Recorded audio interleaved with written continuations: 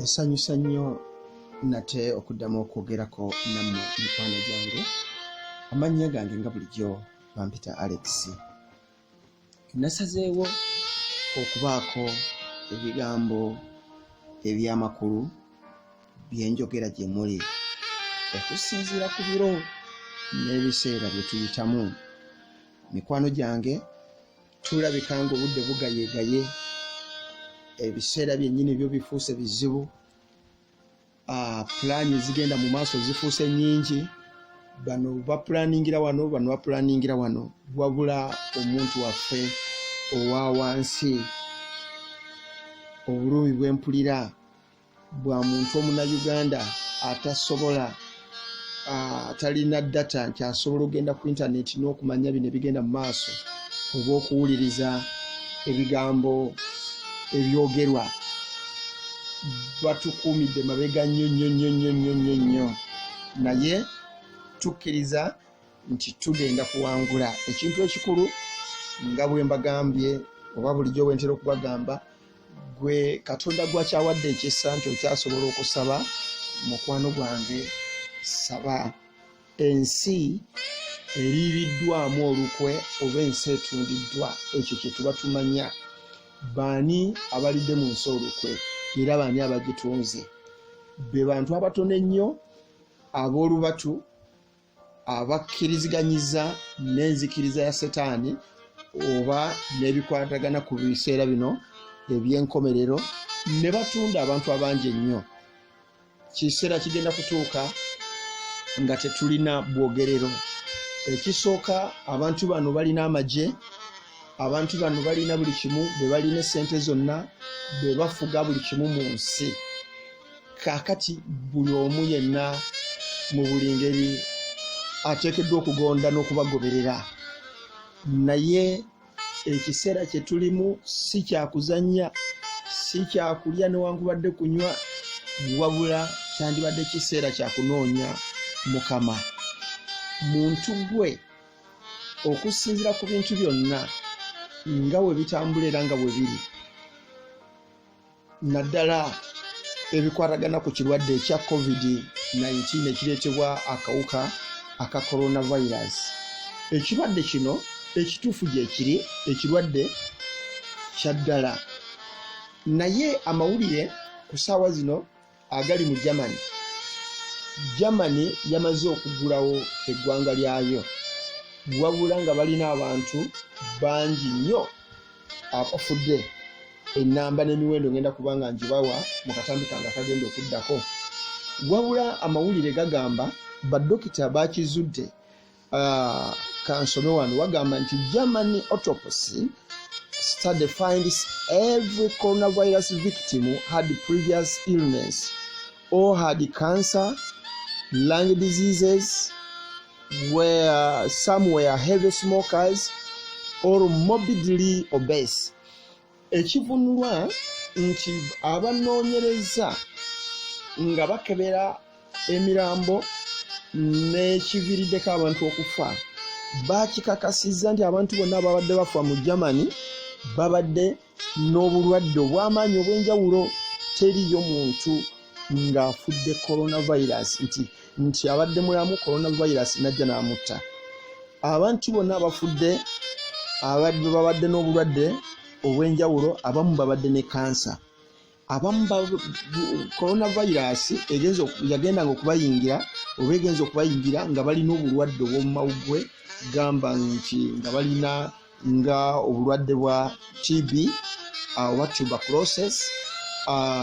Abamu nga babadde banywa nnyo sigala, obulwadde nga musanga abadde anywa nnyo sigala, nga n'abamu bali obese, ekitegeeza nga balina obulwadde obw'omugejjo. Omugejjo si kugejja ng'okwa bulijjo, wabula omuntu ow'omugejjo aba munene nnyo ekiyitiridde, nti babeera ne kilograms 2 okugenda mu maaso. Kaakati bagenze okukizuula nga be bantu abafa, bagenze obitunulamu, bo bagambye nti obulwadde obwa coronavirus buli wansi wa flu. Obulwadde bwa flu ne influenza busingira wala ekirwadde ekya coronavirus. Era olukizudde ne basalawo ne baggulawo ensi yaabwe yo kakati Germany nzigule omupiira gwabwe baguyita batya Bundesliga something sigoberera nnyo bya mupiira wabula gugenda kutandika ku lw'omukaaga. Liigi yaabwe egenda kuddamu okutojjera ku lw'omukaaga luno lwennyini egenda kutandika n'ebintu ebirala byonna batandise baalesa abantu batambula oluvannyuma lw'okufuna amazima. Kakati eneebuuza bo amazima gano bagafunye naye gavumenti endala zirinda ki okuzuula amazima gano? Zirinda ki okuzuula amazima gano? Amazima gennyini abantu abafa malaria, abafa kansa mu kiseera kino eky'omuggalo abakubiddwa amasasi, abantu abafudde amataba, bw'ogatta abantu abafa buli lunaku mu ggwanga erya Uganda bangi nnyo. Bye tutuuseeko ku lw'omuggalo bisingira wala obunene oba n'obulumi ate okusinga ne coronavirus kyayinza okuleeta. Simanyi saagala gamba kugenda nnyo wala oba kugamba nti obulwadde buno tebuliyo oba bunafu nnyo, wabula nyimiridde ku ekyo eky'Abajamani ki kye bagambye. Eky'Abajamani ki kye bagambye. Kakati n'ebintu ebimu eby'entiisa ebiri emabega ebigenda byogerwa abantu abalala bye tutamanyire ddala nti abakulembeze mu Africa bayinza okuba nga babimanyi. Simanyi oba babimanyi nga babisirikidde, simanyi oba amawulire bagalaba oba banoonyereza okumanya n'okusaya amatu ku biki ebigenda mu maaso abantu bye boogera bye bapulaningira ku coronavirus mu nsi yonna. Tumanyi weewaawo nga Uganda waliwo bingi bye tujja okugenda mu maaso katwogerako, naye nga tuzeeyoko emabega. Nina amawulire ge nina wano gagamba gogera ku cashless society in 2020. Bill Gates goes viral on digital ID and digital currency.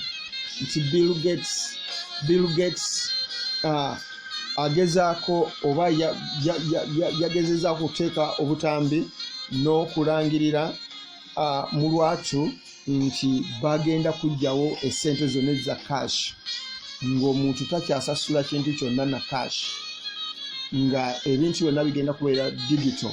Sente zigenda kudda muggwe nga teweetaaga lupapula lwonna, teweetaaga kintu kyonna kiri physical, wabula nga weetaaga mubiri gwo okutambula, okugula tiketi y'ennyonyi, okugula emmere gy'olya, okugenda ku dduuka nga weetaaga mubiri gwo. Weetaaga mubiri gwo nga gwe gulimu ekyo ky'oteekeddwa tebateekeddwa okusinkaaninga n'okutegeera oli worth what, ozito wa ssente zenkana ki. Oba olina mutwalo bagudipositinga muggwe, bwe bakusikaaninga n'omanya n'onyiga koodiyo nga bakuggyako ssente ezo naye nga bazijja munda muggwe, kubanga ekyuma ekibala obuzito bw'ozito obwo obwa ssente kigenda kubeera munda mu muntu oba munda muggwe. Njagadde nnyo nfune omwami ono Bill Gates abeeko ebigambo byayogera gye tuli. Bill Gates yagenze mu maaso n'agamba nti abantu we banaabanga abanaagaana okuba nti bapimibwa oba nti abanaagaana okuba nti bagemebwa n'okusibwamu ekyuma kino ekitrackinga tebagenda kuddamu kulabika mu bantu.